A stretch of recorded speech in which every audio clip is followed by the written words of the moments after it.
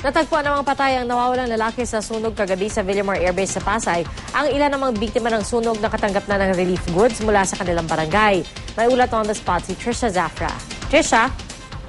Piyad akong alas 8 ngayong umaga habang nililimas ng mga may-ari ng bahay yung kanilang nasunog na ari-arian. Nakita nila yung bangkay ng kaanak nilang nawawala kagabi sa kasagsagan ng sunog sa Barangay 183 Zone 20 Villamor, Pasay City. Ayon sa hipag ng nasabing biktimang si Marcelo Sobrevega, 51 anyos, malamang daw dahil sa nakainom ng alak ang biktima, hindi ito nagising yung sunog. Naulila ng biktima ang 4 niyang anak na ngayon daw ay nasa pangangalaga ng kanilang ina sa Mandaluyong City.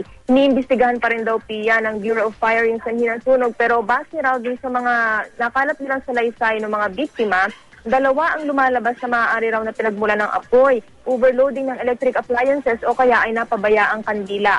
5 pamilya o 27 katao ang apektado. Nasa lugar na ng pinangyarihan ang DSWD para magbigay ng stress debriefing sa mga biktima pati na rin pagkain at gamot. Samantala, nagbigay na rin ng relief goods ang nakakasakop na barangay sa mga biktima. Pasado alas 11 kagabi PIA na magsimula nga yung sunog na umabot sa 2nd alarma at pasado alas 12 ng gabi nang maapula ang apoy. At yan muna ang latest mula sa Pasay. Balik sa PIA.